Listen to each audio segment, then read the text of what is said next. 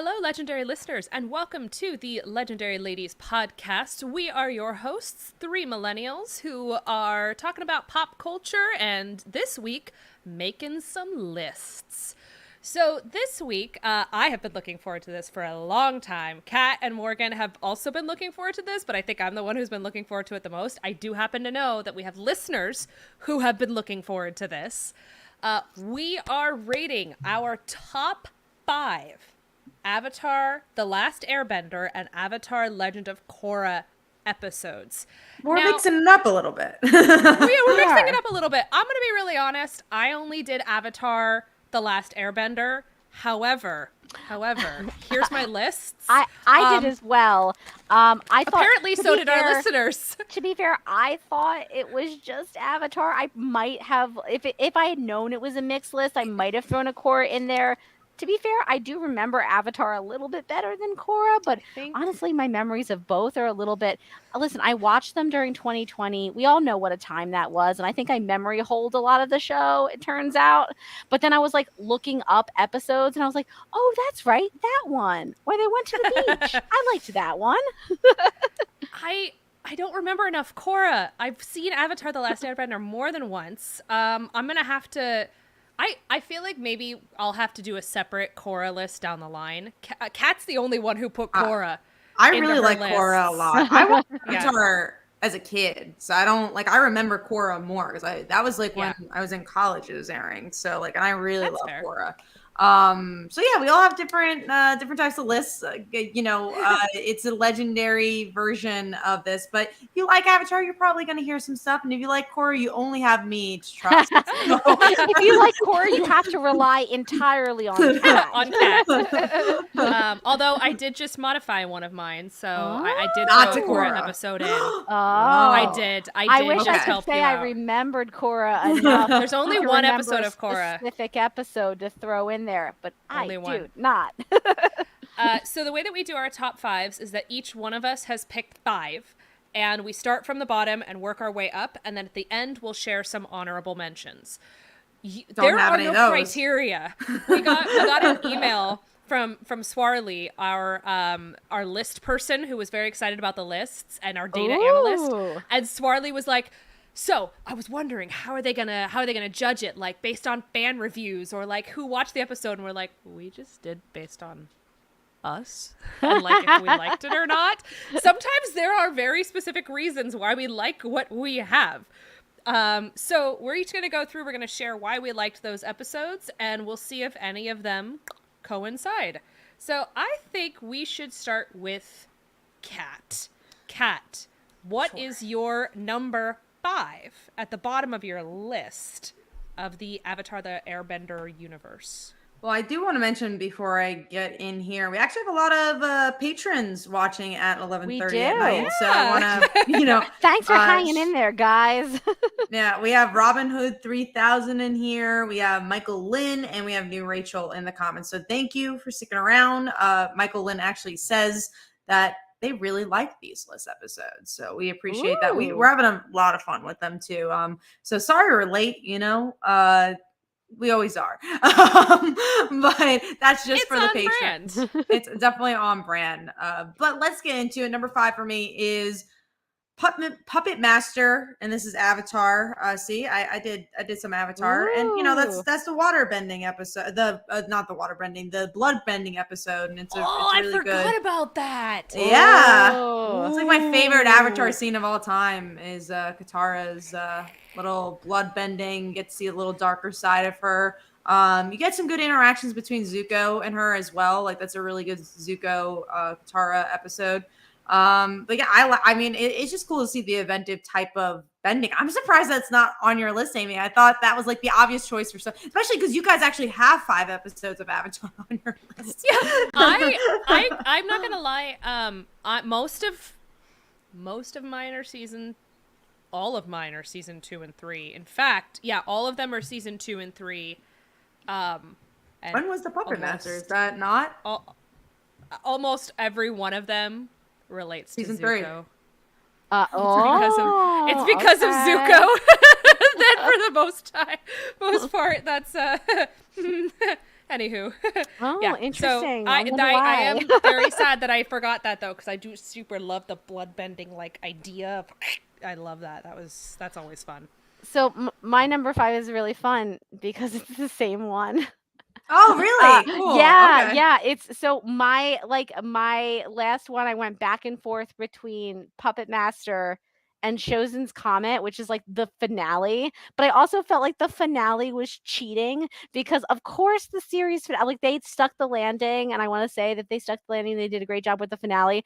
But I really liked Puppet Master because that episode was dark and it had like a horror vibe to it. Like it was like Mhm. scary. The bloodbending lady was like really freaky. And I thought that like it was like a really good exploration of Katara's character, which they Yes. didn't always like dive into as much as some of the other characters. So I thought that was a really good Katara episode, and it was scary.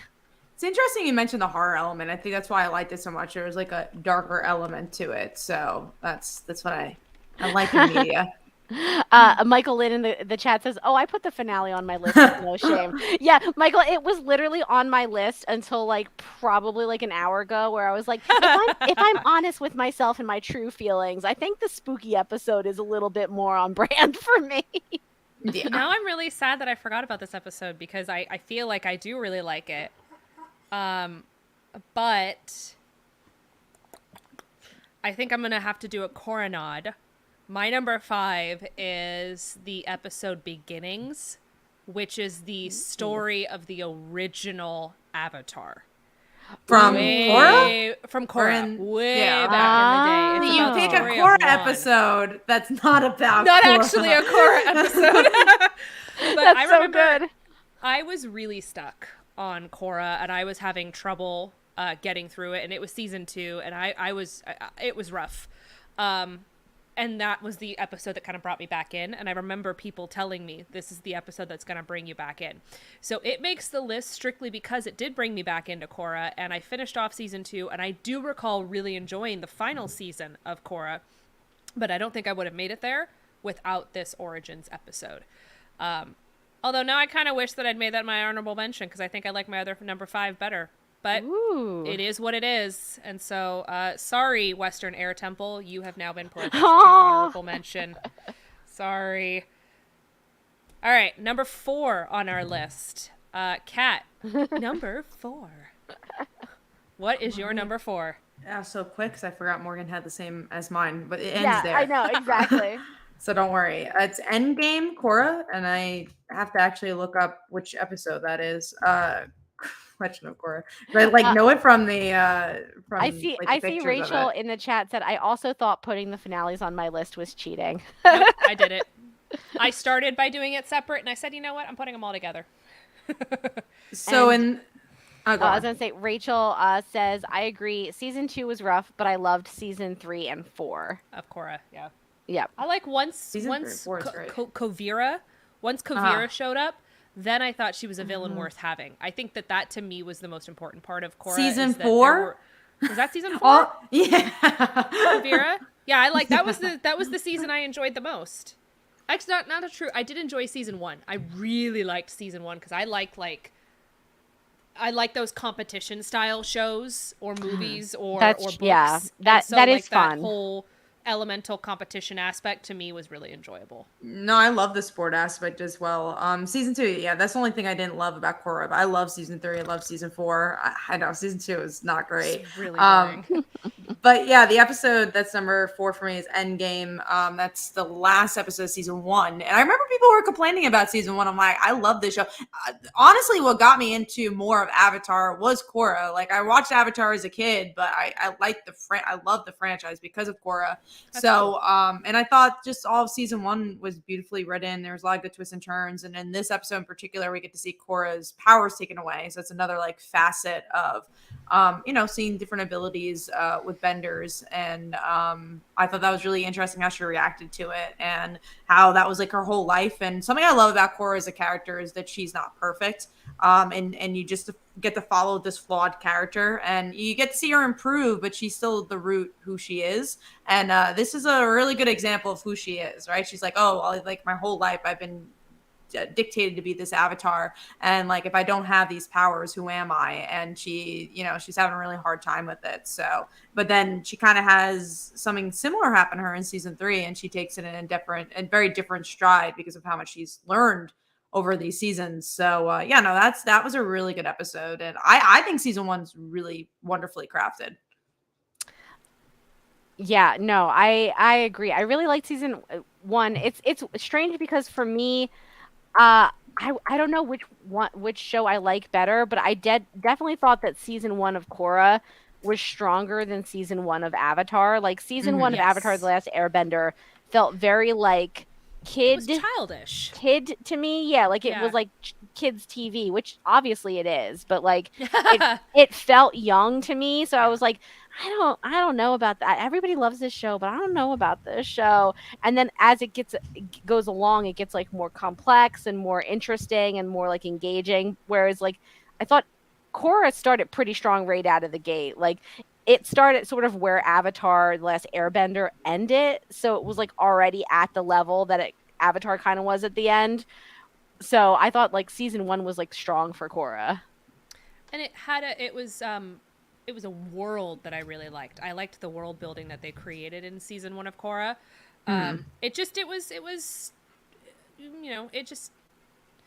Honestly, I think I'll probably enjoy Korra if I go back and watch it again. I just, for me, Avatar: The Last Airbender was so like formative for me as a kid. You had strong feelings. I have very strong nostalgia. Yeah. So, Morgan, what was your number 4? Oh, my number 4 was Zuko Alone. So it's a season 2 episode. I liked that we got some background on Zuko. I liked that it was a Western style episode. I thought that was fun. It was like Avatar was starting to play with like different genres and more standalone stories.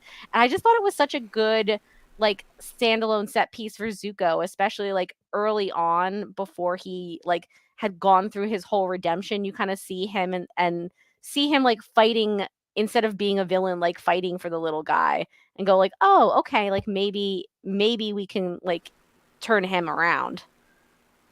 I think that's one of the biggest, if not the thing that stands out to me most about Avatar: The Last Airbender is Zuko's redemption story.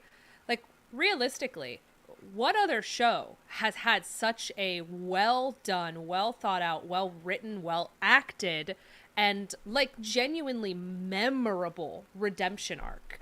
It's hard to find another show where you feel like it was genuine and it was so authentic, and I think that they planned it so well. It didn't feel sudden. It didn't feel like a reversal. And then when he does join Team Avatar, it's not like everybody's okay with it. It takes a hot sec for the team to learn to trust him. And that journey for me was really important. Which leads me to my number 4, which is the Firebending Masters. Ooh. So that's the episode in which Aang is having trouble learning firebending. And Zuko learns that his firebending was brought on by anger, and he learned to fuel his fire through anger. And now he's supposed to teach Aang how to firebend, but he can't firebend. So they go and they meet dragons, and the dragons teach them where to find the source of the fire. I just love the whole idea of this, like, journey between Zuko and Aang. I love watching the two of them start their, what Rachel in the comments is calling the field trips with Zuko episodes, because those field trip with Zuko episodes are my favorite. I love them all. They're all really good. They're really good. I love the concept of the dragons. I love the fact that these dragons are still around. The moment where both Zuko and Aang kind of understand it, the colors, the animation, that episode, everything about that episode to me really, really stood out. And it was just, it's a very memorable episode for me. And I think that that's kind of how I put together my list, is what sticks out to me. What to this day, if you say, what episode of Avatar should I watch to get into the show? Or like, what's a quintessential Avatar episode? It's these 5 episodes. Which is why I actually kind of want to get rid of the Korra one. But you know what? I'm going to keep it on there because it's history. And so you need that history. It's Avatar history. It's one of my least favorite episodes of Korra. Amazing. Really? That's so funny because it's not a Korra episode. No, it basically is an Avatar episode. Yeah, which is probably why I like it. All right, Morgan. So Kat, what is your number 3 episode? Mine is the last Avatar episode on the list, which is the Blind Bandit Avatar. Like, I mean, this is a great episode. This is the introduction of Toph. Oh, yes. Yeah. This is the reveal of who she is. We get to see a little bit. Also, like, talking about the sports element of Korra, like this is kind of the start of that. It's like more of an underground version of it.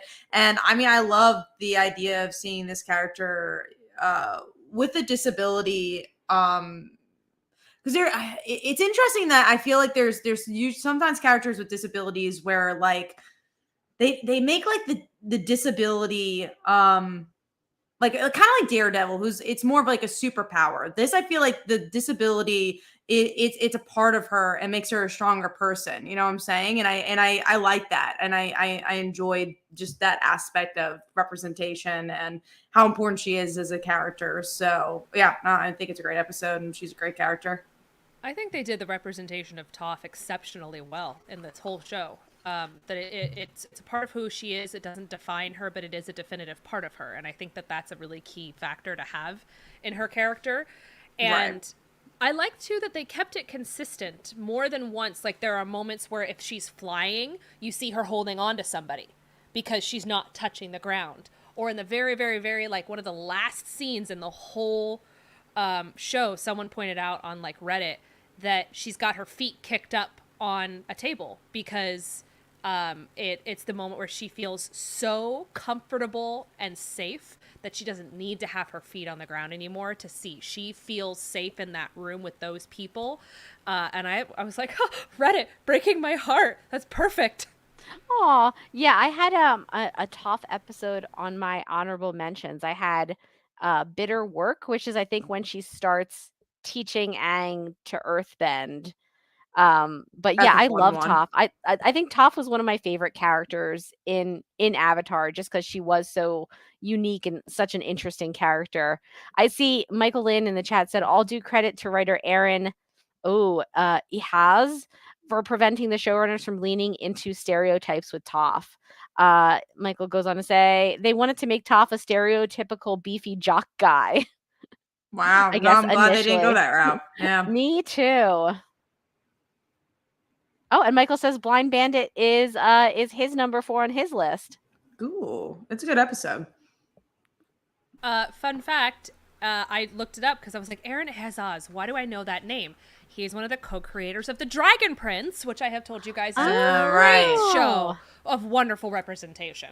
That's awesome. Is that show ever returning, or like? Because I know that's a show that's like always on hiatus. But like in the span of like 6 years, right? Yeah. But yeah, I don't know. I just know I thought it was over after the second season, so I was thrilled when we got. Wait, has that show only had 3 seasons? I remember watching that like the first season of the first season of that show when Mike and I started dating. Oh no, it's 4 seasons so far. My bad. So the first show was The Dragon Prince, and then season 4 is listed as Dragon Prince Mystery of Erebos. So it's kind of, it's not a spin-off, it's a continuation, but it's kind of like, you know, how Avatar had book 1, Fire, or book 1, Air. It's kind of like it's starting, that story's complete. This is book number 2, kind of a thing. Oh. All right, Morgan, what is your number 3? My number 3... is the Ember Island Players. Because I just liked that episode. I thought it was so funny. It's funny because it's right at the end of the show, and suddenly like it kind of takes a detour into like a comedy episode. But like the tension had been ratcheting up so high that it was nice to have like a comedy episode right before that like crazy finale. And also, I just loved like the play within a play. Like, yes, so funny.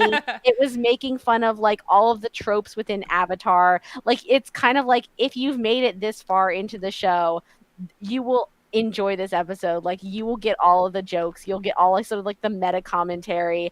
I like how they have all of the Ember Island players. They're all over the top versions of our main cast. Like Qatar is always like, oh, hope.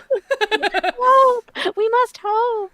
I thought that was such a funny episode, and like And Toph was the like stereotypical boulder dude. Exactly. And she's like, they made me a guy?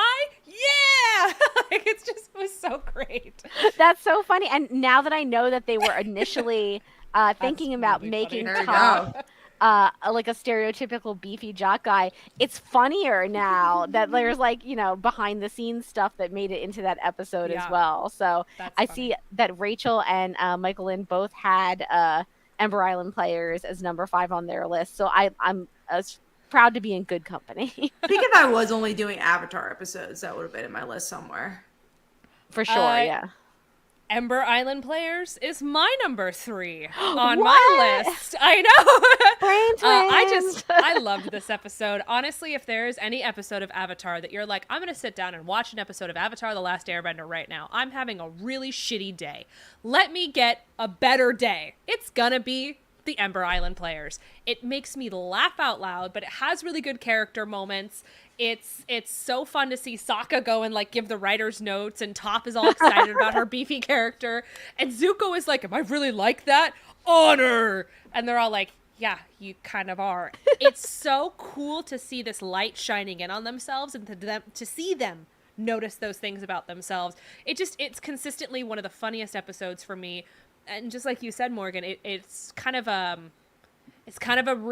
necessary break before the 4-part Sozin's Comet episode. Like, you need that moment of just kind of, okay, we're about to dive in. Let this the breath of fresh air before the plunge. But yeah, Ember Island players consistently. You're like, what episode of Avatar should I watch? I'm like, Ember Island players, top of the list. All right, Kat, since I know it's a Korra episode. It is. All right. Number 2, Last Airbender verse episode. Mine is Venom of the Red Lotus, Korra. This is, I believe, the season finale of season 3, and it's the big battle between the villain of that season and Korra. And honestly, it's such a freaking good battle where you get to see them kind of fight to the death in a lot of ways. And this is where Korra kind of loses, I won't say her powers again, because it's not the same thing as season 1 where she legit loses her powers, but because of the fight, she's wheelchair bound by the end of that episode. Right. Yeah, and it's really emotional. Right. Brutal. And if you like the Korra Asami stuff, I think that was like the first sign of like, oh, there might be something a little bit more, where we get to see, Asami try to help Korra out, and then season 4 they do it a lot more. But yeah, no, I really just, as an action episode and just seeing the different types of, the styles of bending in that episode and just like going all out, it's a really good action episode. What about you, Morgan? What's your number 2? Oh, my number 2. That is a great question. So I went back and forth between my number 2 and my number 1, and I was like, technically, I think my number 2 probably should be my number 1, but I'm just going to go with my heart. So my number 2, I know what it is. Tales of Ba Sing Se. Yep. It's in season 2, it's episode 15. It is such a good episode of Avatar. It's like all these little sort of vignettes of the different characters doing different things in the Avatar universe, like hanging out together, and the Iroh storyline in that episode is so like affecting. So yeah, I feel like it should probably be my number 1, but I was like, so it was a struggle between 1 and 2, but I ultimately chose to go Ba Sing Se for number 2. My number 2, I cheated. I chose the entire finale of Avatar: The Last Airbender. If you Good really, one. That's okay. if you really though. require I me don't to think pick, that's cheating. I don't think it's cheating. it's one episode. If you really need me to pick, it's part 3. That's my favorite, because part 3 is the Zuko Azula battle. With Katara in there, and the lightning bending, and the fire bending, and the Azula using the lightning, but then Zuko using his lightning. It's so good. But the part that stands out for me, and I told you that Zuko moments really get on my list, in part 2, Zuko has not seen Uncle Iroh in months. And he finally goes to his tent to apologize, and Iroh's asleep.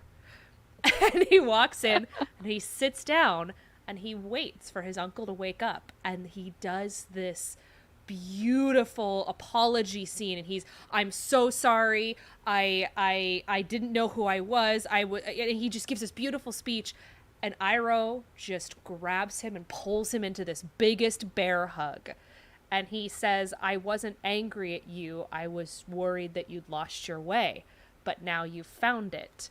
And I a bucket of tears. Like, I rewatched the scene just before we recorded, and I was like crying.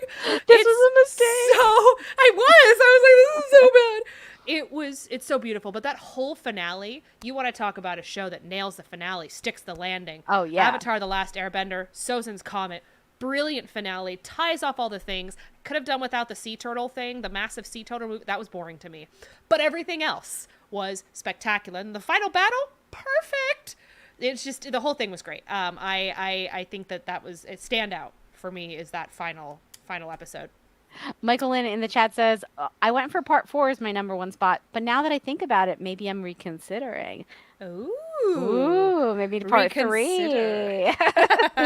Part 3 with it was basically Zuko and Azula's Agni Kai. Oh, so good. And to have Katara in the background helping him out, for me, to see these two characters who were probably the most polar opposite, literally water and fire, of Team Avatar finally come together for that moment. Best moment ever. That was All right. so good. Kat, what is your number 1? Number 1. It's a different it's a different take on one that was on this list, but Korra alone, so not Zuko alone. This is the premiere of season 4, and it's maybe it's the episode 2 of season 4.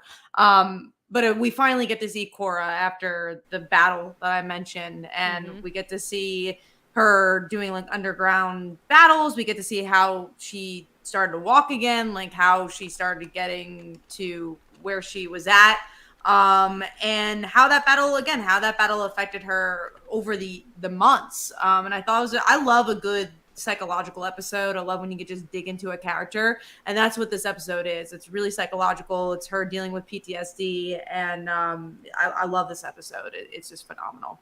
If I'm going to show a core episode, first I need to show a little bit of baggage of probably the first episode, but after that, probably straight to Korra love. Yeah, I like, my memories of Korra are like a little bit fuzzy just because we watched it so quick. I think after Avatar, but I remember that episode being really good and like being such a good like introduction to that season. I was like, oh, this is going to be a great season because that episode was amazing. Yeah. I see that Rachel says that Korra alone is at the top of my list too. It's a good one. It's a great one. All right, Morgan. What is the top of your list? Well, I feel like this is a ridiculous episode to have at the top of your Avatar list, but I'm going to embrace it. Guess. Because it's Appa's Lost Days. I was like, listen, is it crazy to have your number 1 episode be all about Appa? And Appa's hard time and Appa's very, very bad, very terrible like day/month. Yes. I think it's okay. And yet, I love that it's such a departure. I love that they decide to like take a risk and be like, we're just gonna follow this little sidekick animal creature for their whole month of trauma, and that's gonna be the whole episode. It reminded me a lot of my favorite run on Hawkeye, which is like the Matt Fraction run, right, where they have like a whole episode dedicated to Pizza Dog. Where it's like pizza is my business, and it's just the dog walking around sniffing things and like figuring out a crime. And this was like the Avatar version of Pizza Dog solving a crime. It was just like Appa's very terrible, no good month. I can't watch that episode. I watched it once. Kind of upsetting. I will be honest. It is. Yeah. It's not like an uplifting episode until like pretty much the end. All right. Do you guys want to guess which one you think is my number 1?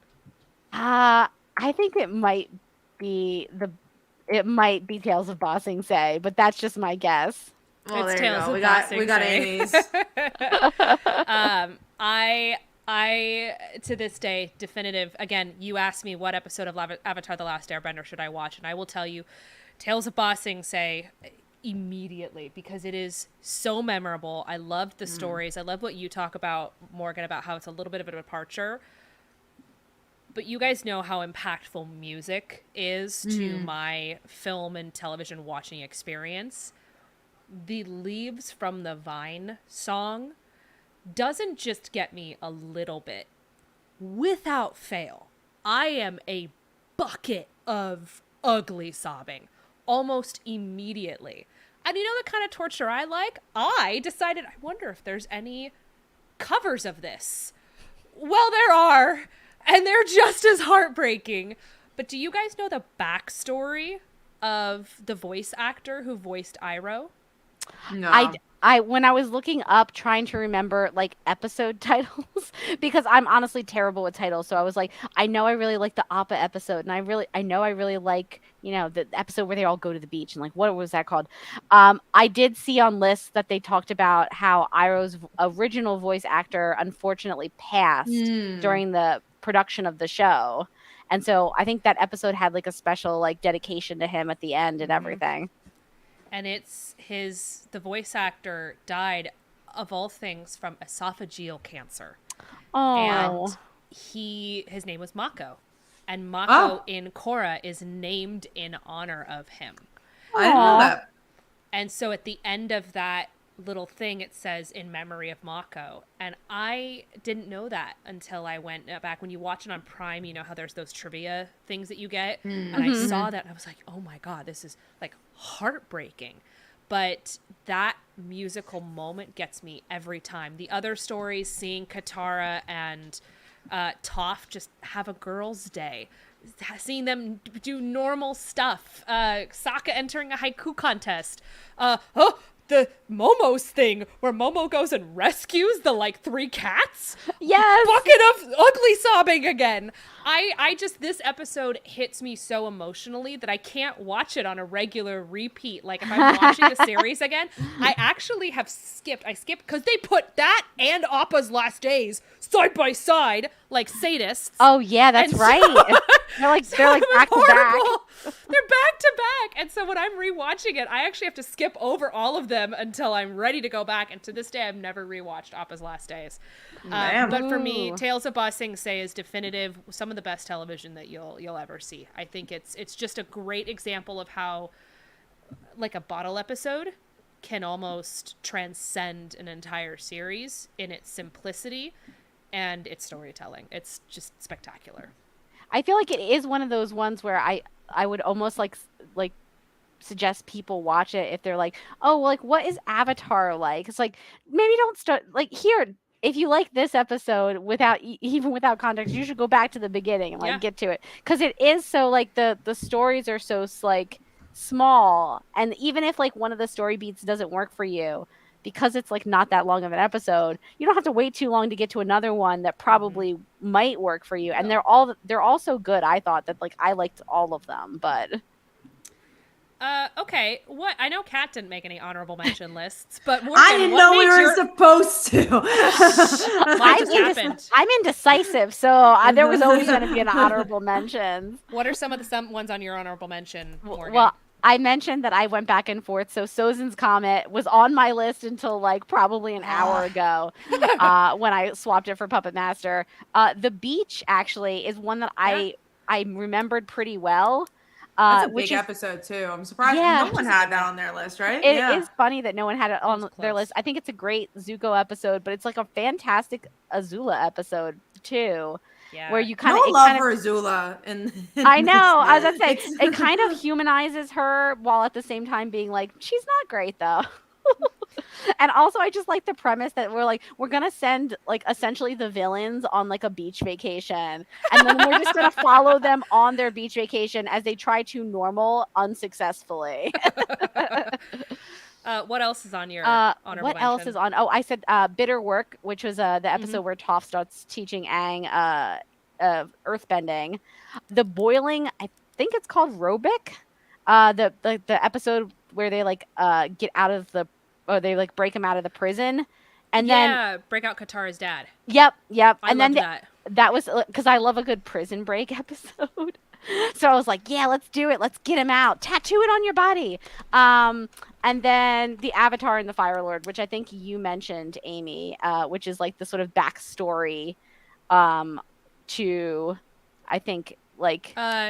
No, so Avatar and the Fire Lord, that is Sozin and Roku's story. Right. That's on my honorable mention. Okay. I was about to say, But that's somebody mentioned a backstory OG one. episode. Yeah, this is different. But that's on my honorable mention. I really like history episodes like that. Like, I like that kind of stuff. I think that's a super. The one episode. Korra episode you like is history. It's a history lesson.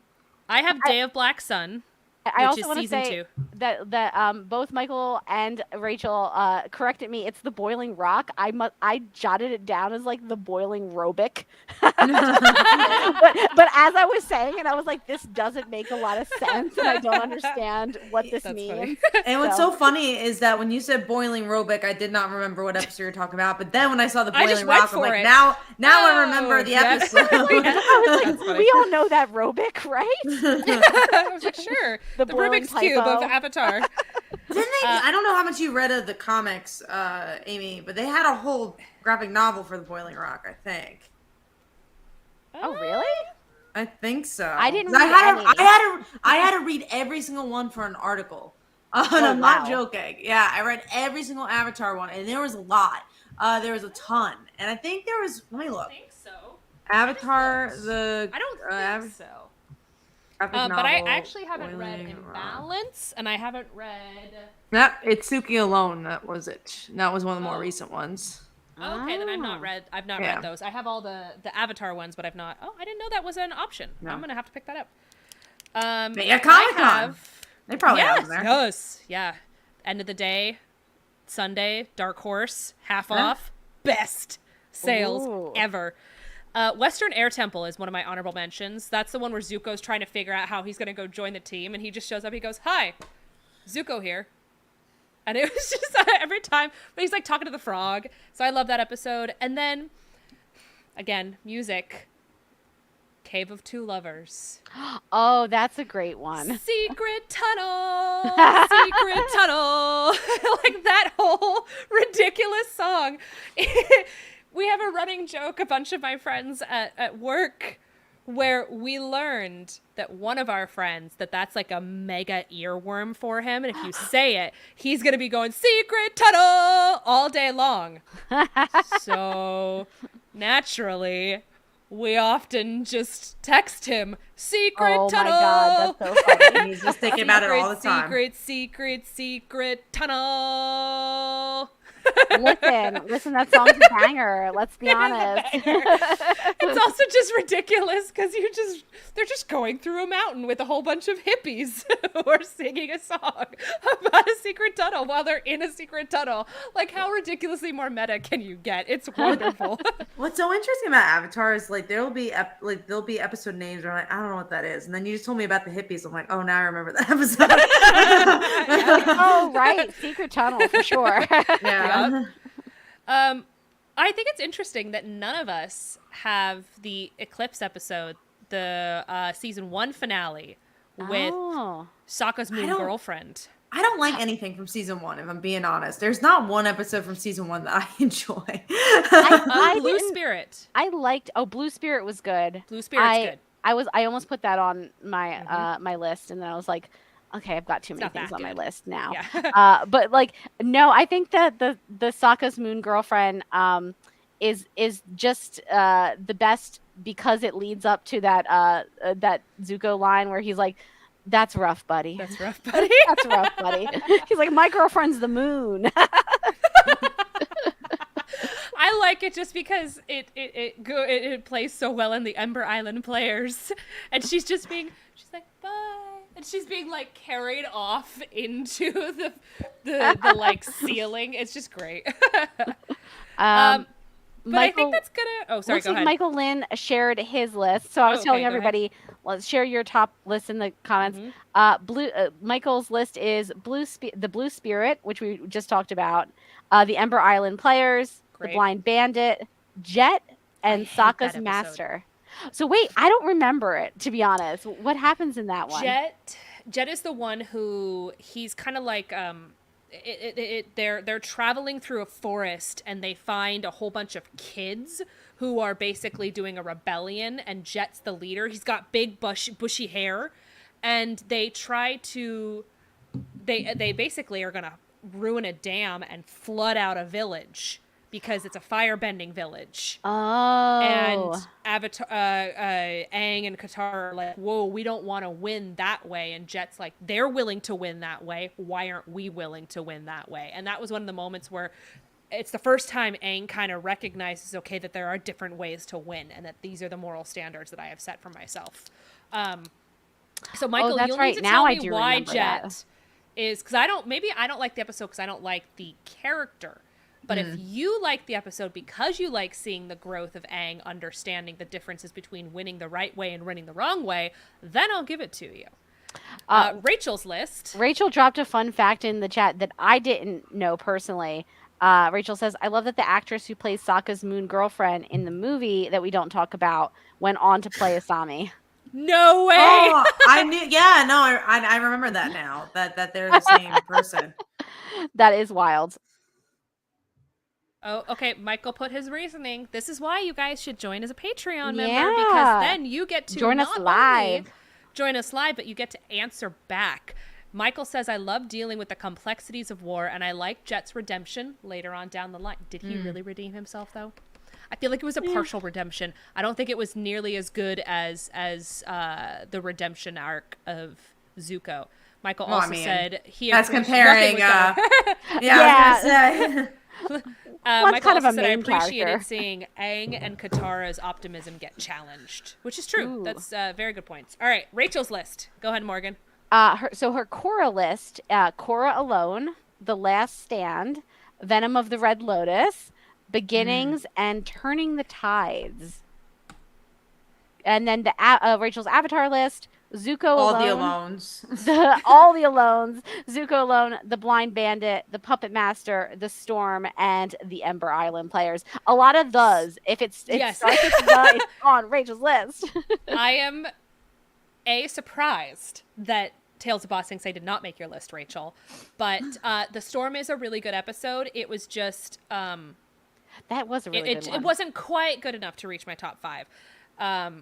We That's had some people good tweet us as behind. well with Oh, we did. with theirs. So Wildfara at Burku Babel on Twitter said season 2 episode 19 The Guru, Toph inventing metal bending was badass. That was favorite Avatar episode. And then Joseph Blankenship on Twitter said, there are so many to choose from. I think I'll go with a favorite from each season. Season 1, The Storm, which we were just talking about. Season 2, Zuko Alone, which got a lot of love. And Season 3, The Southern Riders. There are so many more great ones, but I wanted to limit myself. What I think is really funny is that there's these Avatar episodes that everyone like really, really loves. It's always on everyone's list. And the 2 episodes I picked, I don't think are ones that are usually on everyone's list. What two Avatar ones did you pick? I picked the Blind Bandit, and I picked the Katara episode, the blood bending episode. Oh, the Puppet Master. It was on my list. Puppet Master. Yeah. Oh, that's true. And It it's was on Morgan's. Rachel's list. It was spooky. Okay, I'll maybe just not the top Yeah. episode. I like the reasoning why you choose your episodes. We all have very different reasons for why we chose them. Mine are kind of like these are definitive, or these are the ones that make me feel emotional, or these are the ones that stand out to me to this day. Kat, I really love that you choose an episode that more than one of your episodes is about a really, really deep character struggle, and Sure. about a good representation of a disability. I think that's really powerful. And I love that. I love that we've all got different reasons for why we choose what we choose. Yeah, and it's interesting because again, we all watched it at different times in our lives too. Because Morgan watched it 2 years ago as Yeah. an adult, and then you were like ingrained in the fandom of Avatar as a child. Yes. And yeah. then I more liked Korra and all those, and even I got more into Avatar when I was in college. So we really all were in different like generations of like when we liked the show or when we got into the show. That's guys really wanna- true. Sorry, go ahead, Morgan. I was going to say that's really true. And honestly, I was mostly like you guys were a big part of the reason I decided to watch Avatar, because I'd heard that it was a great show, but then I was like, I'm so sick of all these Avatar mentions on the podcast. I never understand them. What's water bending? So like, yeah, exactly. I came into it already knowing that you guys liked it, so I feel like that primed me to be like, in the early season 1 where I was like, I don't know, like to give it more of a to give it more of a chance, because I think if I had just started it like blind and I didn't know that you guys loved it, I might have given up like midway through season 1 and been like, you know what, this is probably not for me. But I'm glad that I stuck it out because it's such a good show. Yeah, I remember like that this show and Teen Titans were kind of airing around the same time, and I was really ingrained in the character growth, but I was all like Team Zuko. I was like, I want this character to succeed, I want him to be good. And so season 3, where all of that happens and you watch that growth, to me was super important. But I literally, like, my friend Taylor and we came over to each other's house and watched every episode. She was a dancer, so she had a literal interpretive dance for the opening. And she would do it every time, and we watched the finale, and it was like we're sitting there like screaming and yelling. Like it was a big thing for us, and it was just such an important part of my life. And then, as Michael Lynn in the chat says, it was a golden age of teen and young adult animation. It really was. It was golden age for me.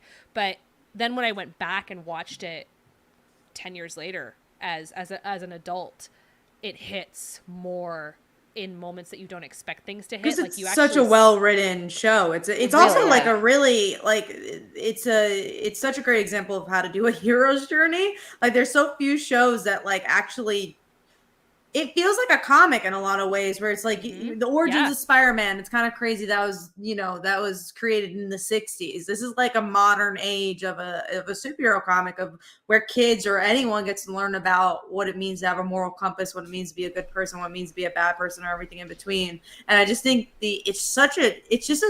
it's a lesson in storytelling. I really do believe that. Like the writing is just so superb, where like if you ever want to learn the tricks of the trade, like just try to dissect some of these episodes.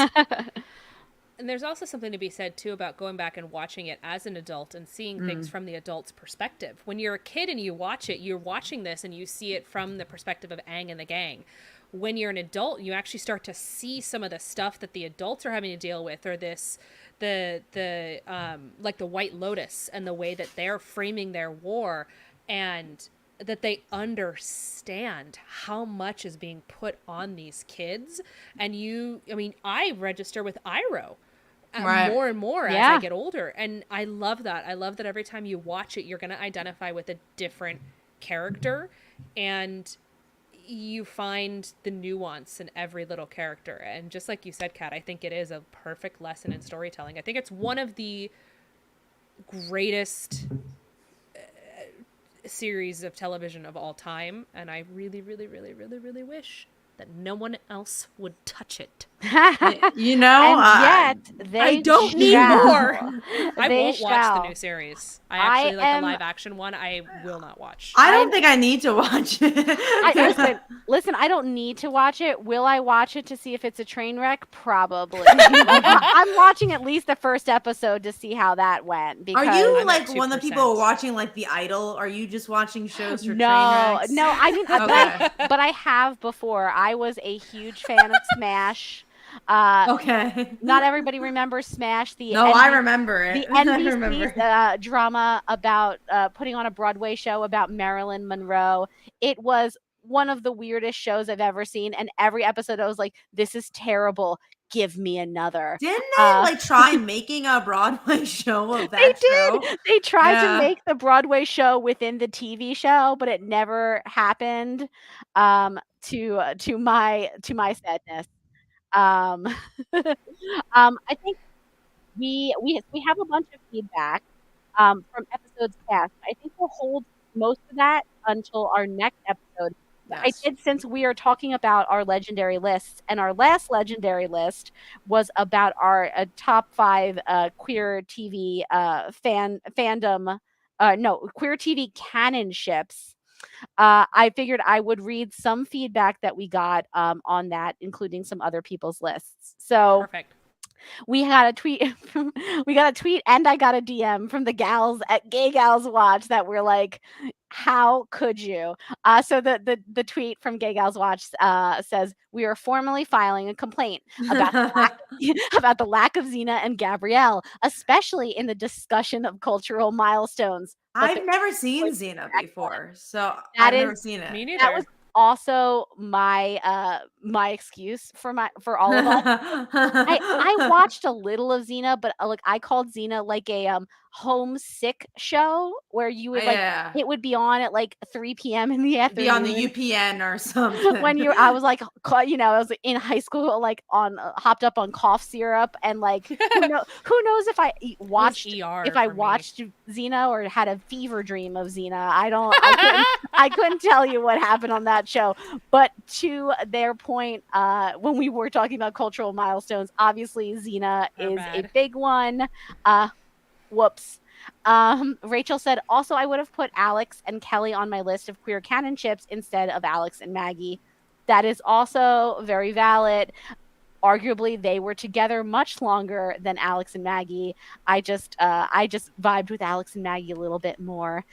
Michael does make a point, but I don't know. Michael says, well, how canon is Xena and Gabrielle? I know it's pretty canon, but is it fully canon? It's kind of like Korra Sami canon, where maybe a little less than that, because Korra, they were like, yeah, they're together, and like on the internet, they were like, yeah, no, they were together, and then there were all these comics about it. And I feel like Xena is very similar in that way. It's like, oh, there's a lot of like wink winks, and then like the creators like, yeah, they were together. You know, I feel like they might have had a kiss at some point on the they show, like did, towards from the what I very, remember, very end. but And wasn't it not actually a kiss? It was like, I don't know, I don't and remember I'm the sure details. there was but some workaround about like, oh, you know how sometimes you just have to kiss your best gal pal, something like that. But I know that the gay gals had because I think I might have made that argument like well, was it really like did they canon it? And they said that also I believe that like Xena writes Gabrielle like a very romantic poem that she was like, inspired to write by like the goddess Sappho. So that's pretty explicit in terms of like they gay, but I mean this is like 90s they gay, so it's more like they wink wink gay wink wink. So let me get back to some other feedback. At Olin Samuel said, my list in no particular order would be Aragon Nasir from Spartacus. I probably mispronounced that. That was on my list. That was one of the ones on my list. Agron and Nasir. Correct. Agron and Nasir. Okay. Bo and Lauren from Lost Girl. Alex and Maggie / Pam has been telling us we need to watch Pam. Lost Girl. Pam is listening to this cheering right now, like do it, girls. Alex and Maggie Sandverse from Supergirl, Ava and Beatrice from Warrior Nun, and Nicole and Waverly from Winona Earp. I had them. We had some of those people on on that list. Owen Samuel also says, finally catching up, and as a huge Spartacus fan, yes, for everything Amy said about it. Yes. Plus, it kind of kicked Game of Thrones' ass with how much better use of nudity sex it did with its writing. My advice for people unsure about it was always ignore the excessiveness of its visuals at the beginning. Stick to it for 4 episodes. If by episode 5 you're not in, drop it. But Lucy Lawless, come on. There's a lot of Lucy Lawless on this. I was about to say this is like a redemption for Lucy Lawless. Sorry, we forgot her. Our good friend Fiona at Dr. D in the house said, tough to narrow it down, but I think my top 5 is 5, David and Patrick from Schitt's Creek. 4, Piper and Alex from Orange is the New Black. Yeah, I don't know if I was able to put them on my list. I did think about including them, but I was like, I mean, were they a good couple? No, they were important, but I don't know about good. They were like a big couple, but were they good for each other? 3 is B and Allie from Wentworth, which I've never seen before. I've heard. I've heard it's good. 2 was Alex and Maggie from Supergirl, and 1, of course, was Ava Lance. Mm-hmm. At Schumer Curiso, who's Angie Rodriguez over on Twitter, said, lately I've been loving Marina, hashtag Marina, so I'm assuming that's 2 different characters, from Station 19, and Casey from CSI Hawaii. I don't know either of those. Okay, I shows. know the Hawaii one. That's like I've seen some stuff of that. But yeah, that's all I got for you. I have been told through the grapevine that CSI or what is it, CSI or NCSI Hawaii is like has a queer couple on it, and I was like, NCSI Hawaii? Really?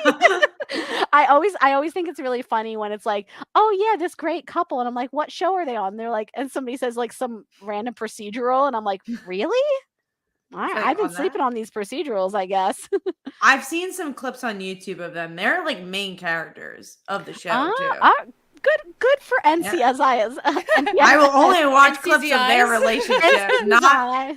I'm not going to be watching NCIS anytime soon, or NCI. I feel like NCIS Hawaii is doing like really important public service work for all of our parents to bring representation to say maybe an older age demographic. My parents were like, they were watching some crossover of them all, and like they're all crossing over. I'm like, what's all crossing over? There's like 5 of them, and it's so exciting. I'm like, that's great. The NCIS extended universe. Why can't I get these letters in the right order? Many letters. Oh God.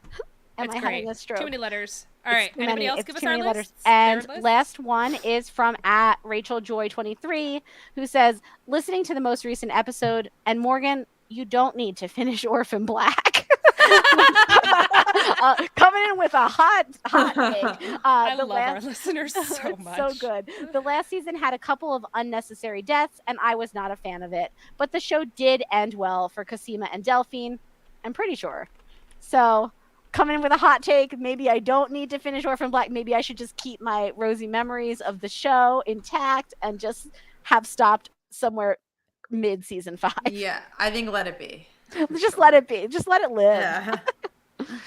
So thank you to everybody who sent us feedback. If you would like to send us feedback, listing specifically your favorite Avatar: The Last Airbender and Korra episodes, you can email us, thelegendaryladies@gmail.com. You can find us on Twitter, legends_podcast. Remember, if you used to follow us on the Legends of Tomorrow podcast, you have to refollow us on our new account, which is still called legends_podcast, but you gotta refind us and refollow us.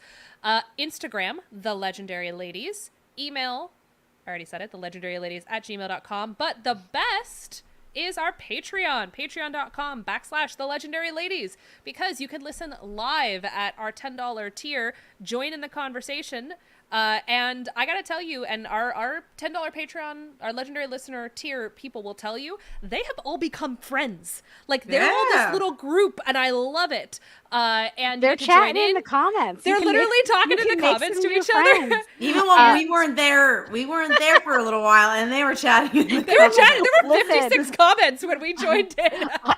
Our promise to you is that we're always going to be at least a little bit late, so you're going to have time to chat with each other. And the cool part about this too is sometimes we record a couple episodes ahead of time, which means you might be able to listen to the episode 2 to 3 weeks before everyone else does. Exclusive access. And if you are like, hey, we really want you to do this kind of an episode or a topic, chances are easier to hear. You suggest that was actually going to be my what I was going to come in with was actually this episode is because we put out a call to our Patreons and we said, hey, like, what do you want us to talk about? And a couple people said, I want you to talk about Avatar. We want you to talk about Korra. So we're like, done. We did both.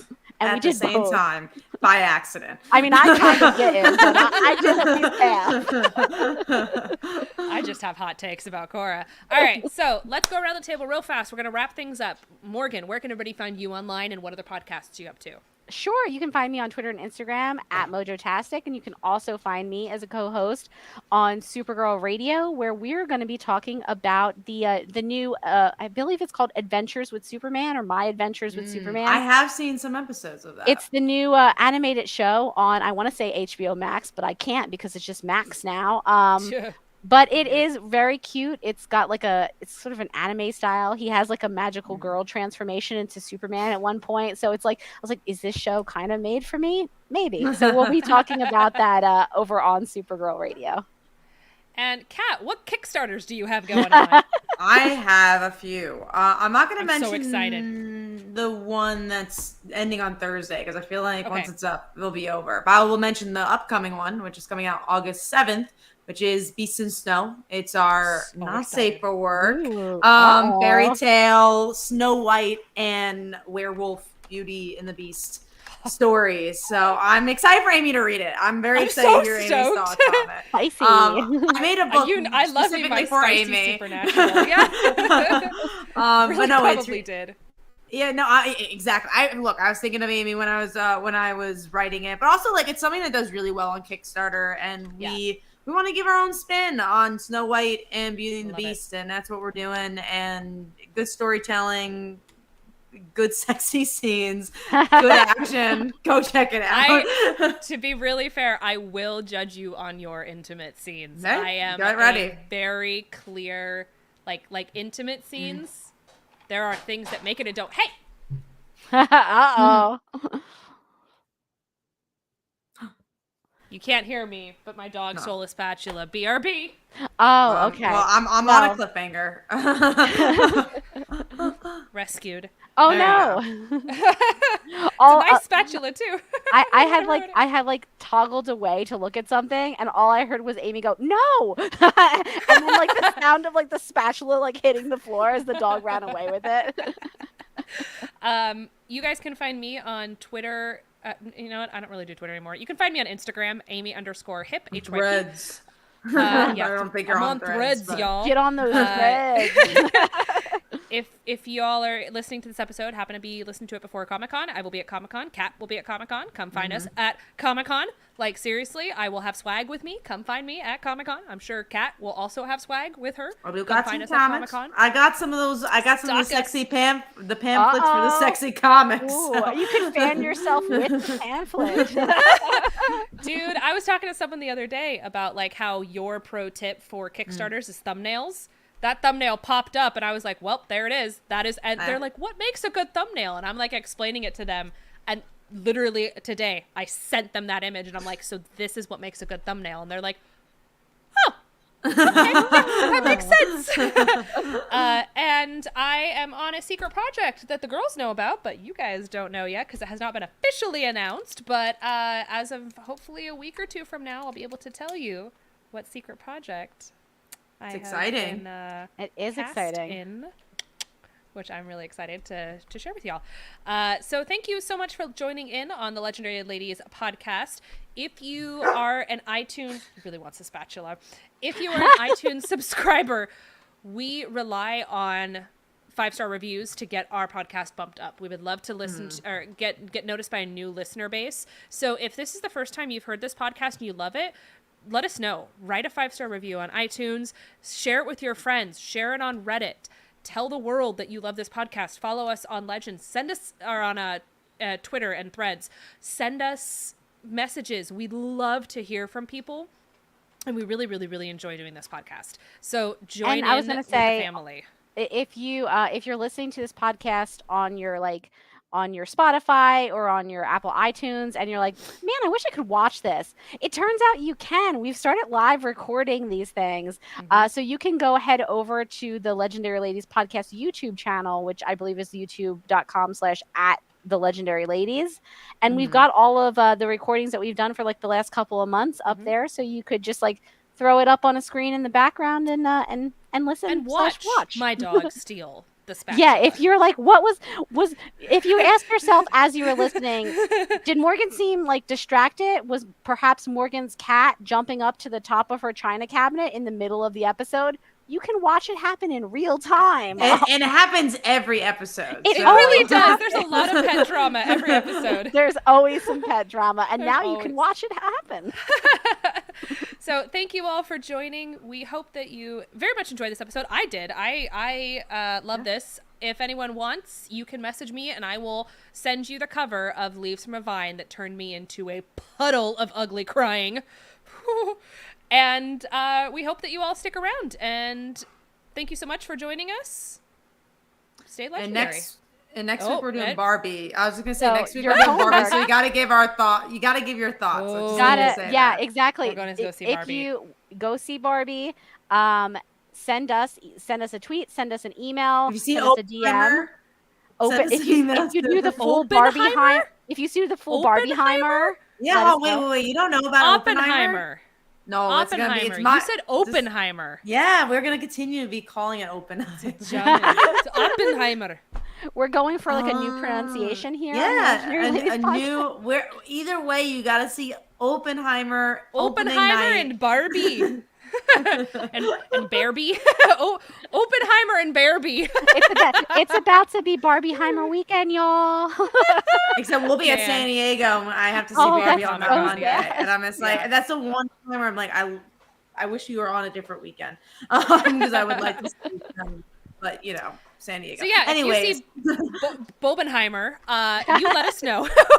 we will read your message on our podcast. Thank you so much, and stay legendary.